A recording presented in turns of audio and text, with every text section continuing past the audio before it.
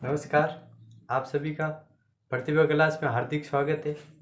और हम आज पढ़ने जा रहे हैं साइंस का ऐसा टॉपिक जो हर कंपटीशन लेवल में शानदार परफॉर्मेंस देता है। ये हम पढ़ने जा रहे हैं आज भौतिक एवं रासायनिक परिवर्तन।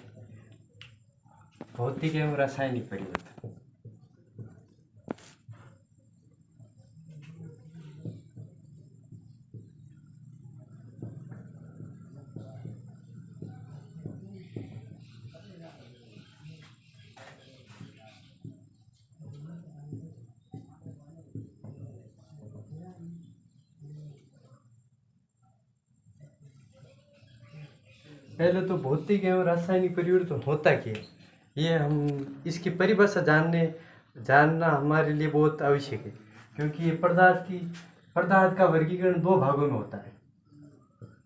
पहले इसकी बात करते हैं हम पदार्थ किसे कहते हैं? जिसका स्वयं का द्रव्यमान हो और जो स्थान घेरता हो उसे हम पदार्थ कह सकते हैं। ठीक है। तो पदार्थ की दो प्रकार का होता है। एक तो भौतिक होता है। पदार्थ के दो गुण होते हैं, एक तो भौतिक गुण होता है, एक रासायनिक गुण होता है। ठीक है। रासायनिक गुण, इसके बारे में हम जान लिए पदार्थ के बारे में। अब हम चलते हैं भौतिक एवं रासायनिक परिवर्तन। भौतिक एवं रासायनिक परिवर्तन क्या होता है? पहले भौतिक परिवर्तन की बात करते हैं। भौतिक परिवर्तन, ठीक है। भौतिक परिवर्तन क्या होता है? जिसकी भौतिक अवस्था है,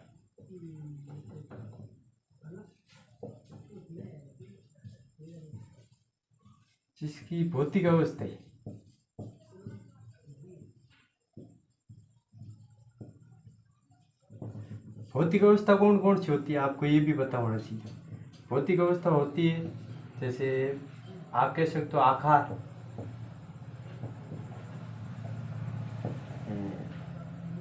द्रव्यमान तो चेंज होगा नहीं, आयतन भी चेंज नहीं होगा, साइज है,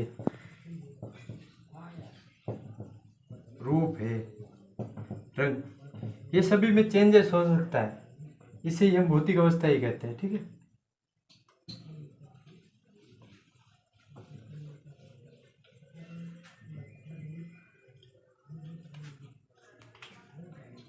भौतिक परिवर्तन उत्क्रमणीय होता है।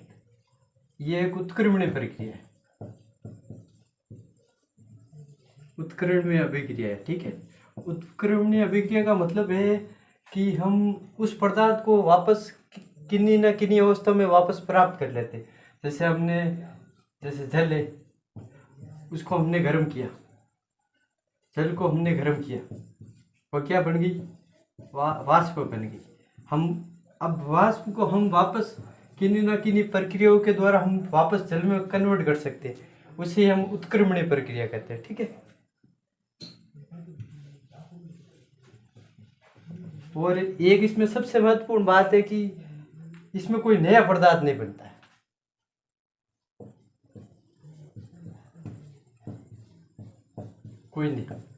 कोई नया पदार्थ नहीं बनता है।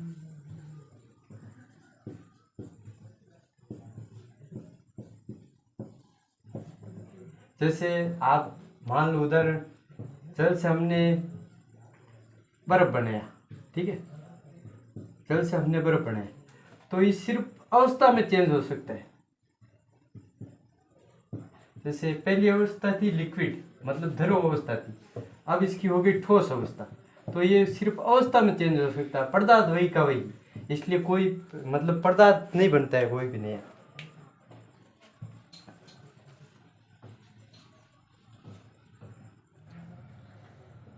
ये प्रतिवर्ती होता है। प्रतिवर्ती का मतलब आपको पता चल जाएगा। देखो प्रतिवर्ती का, ये जल से हमने इसको बर्फ बनाया तो बर्फ से वापस जल बना सकते हैं, इसे हम प्रतिवर्ती कहते हैं। ठीक है। अब इसके उदाहरण देख लो आप। उदाहरण महत्वपूर्ण है, उदाहरण से ही चलो अब देखिए उदाहरण। आप उदाहरण क्या हो सकता है? जैसे जल को गर्म करना। जल को गर्म करने पर ये गैस में परिवर्तित होगा। तो ये भी उदाहरण है। एक और उदाहरण है हीरे का चमकना। हीरे का चमकना, इनमें कोई भी मतलब नया पदार्थ नहीं बनता है, वही का वही पदार्थ रहता है, खाली अवस्था में चेंज हो सकता है। जैसे ऊर्ध्वपातन ले लो। ऊर्ध्वपातन में क्या होता है, ठोस सीधा गैस में परिवर्तित होता है। ठोस सीधा गैस में परिवर्तित होता है, मतलब जैसे बर्फ ले लिया, बर्फ को सीधा गैस में वाष्प में परिवर्तित हो गया। ये इसका उदाहरण है एक। ठीक है, एक उदाहरण और ले लो आप। बर्फ का पिघलना।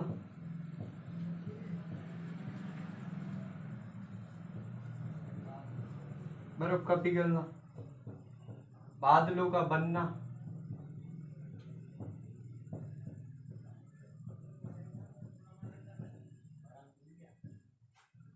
और भी देखिए उदाहरण।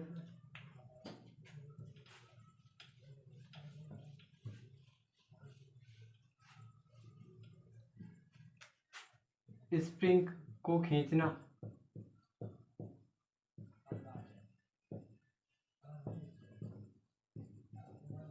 ये उदाहरण हो सकते हैं। मोम का पिघलना।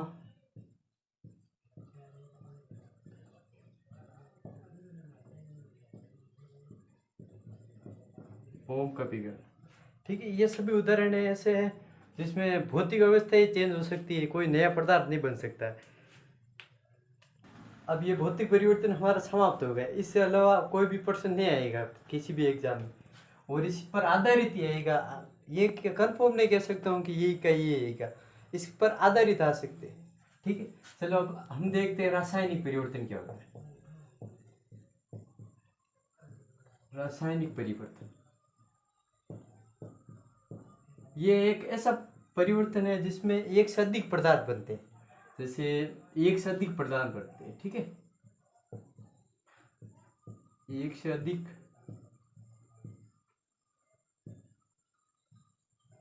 पदार्थ बनते हैं।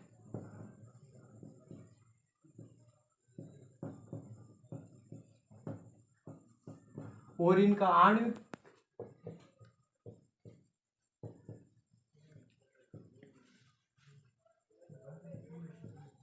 आणविक संगठन जो होता है वो विकृत हो जाता है।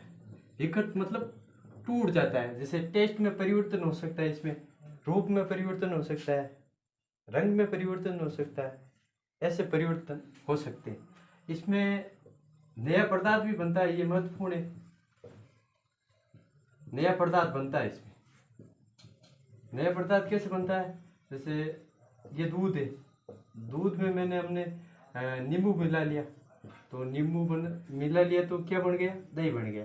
तो ये नया पदार्थ बनता है। अब इससे हम ये प्राप्त नहीं कर सकते, तो नया पदार्थ बन गया। ठीक है, और नया पदार्थ बन गया। चलो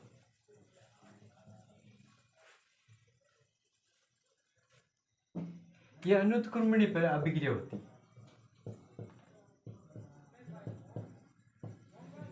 अनुत्क्रमणीय अभिक्रिया होती है। ठीक है, अनुत्क्रमणीय अभिक्रिया कैसे, उदाहरण देखो आप। जैसे मैंने ये दूध ले लिया, वही उदाहरण ले लेता हूँ। ये दूध ले लिया, इसमें मैंने नींबू मिला दिया। नींबू मिलाते ही ये क्या बन गया, दही बन गया। अब मेरे को बताओ ये उत्क्रमणीय अनुत्क्रमणीय अभिक्रिया कैसे है। हम अब इस दही से दूध प्राप्त कर सकते हैं क्या, नहीं कर सकते। तो ये अनुत्क्रमणीय अभिक्रिया कह सकते हैं। अनुत्क्रमणीय अभिक्रिया का अर्थ है कि हम जो पदार्थ बनता है उससे वो जो अभिकारक है वो वापस हम नहीं बना सकते। प्रोडक्ट से वापस कभी भी अभिकारक नहीं बना सकते, वो होती है अनुत्क्रमणीय अभिक्रिया। ये प्रतिवर्ती नहीं होता है। प्रतिवर्ती नहीं होता। ठीक है, ये प्रतिवर्ती नहीं होता। प्रतिवर्ती नहीं होता है कैसे, मतलब देखो, ये वही उदाहरण ले लो आप वापस। ये दूध है, नींबू मिला दिया, ये दही बन गया। दही अब मेरे को बताओ ये पदार्थ इसको वापस प्राप्त कर सकते हैं? नहीं कर सकते, तो ये प्रतिवर्ती नहीं। अब एक और इसमें बात है कि उदाहरण ले लो, उदाहरण ले लो, दूध से दही बनना, दही बनना, और आप ले लो लोहे पर जंग लगना, लोहे पर जंग लगना, और आप ले सकते हो, आप ले सकते हैं भोजन का पचना, भोजन का पचना,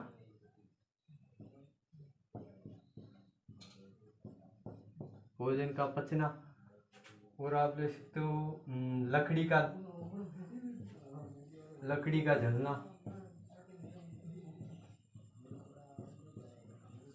अब आपको एक चीज बताता हूँ, अगर किसी भी उदाहरण में अगर जलना चीज है ना, जलना नाम आ जाए, तो समझ लेना वो आप 90% रासायनिक परिवर्तन, 90%, क्योंकि जलने से नया पदार्थ बनता है, कोई ना कोई बढ़ता है। जैसे हमने लकड़ी को जला दिया, या तो कोयला बनेगा या राख बनेगी, ये हो सकता है।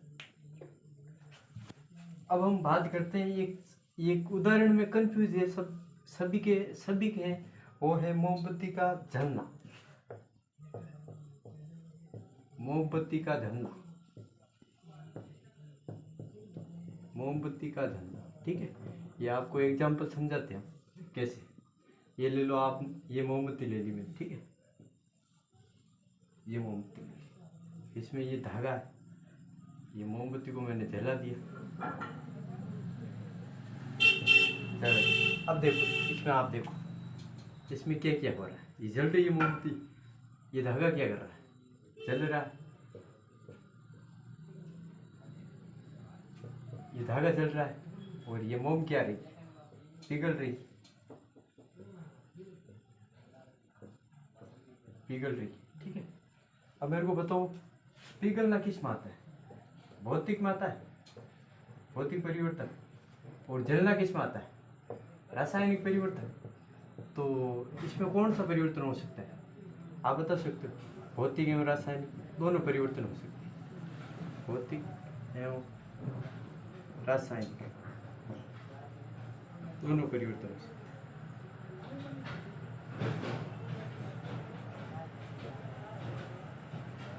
भौतिक एवं रासायनिक परिवर्तन दोनों परिवर्तन हो सकते हैं। ठीक, और जैसे एक और ले लो उदाहरण,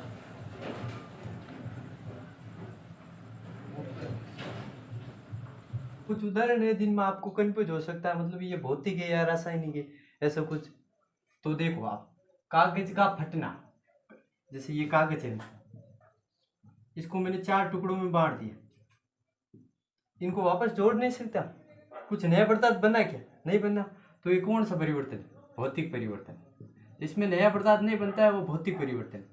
ठीक है, अब हमारे पास आता है कागज का जलना, से ये कागज है, उसको मैंने माचिस की तीली से जला दिया, तो जलाने के बाद ये राख बन गई इसकी, तो नया पदार्थ बनता, नया पदार्थ बन गया, तो ये कौन सा है, रासायनिक परिवर्तन,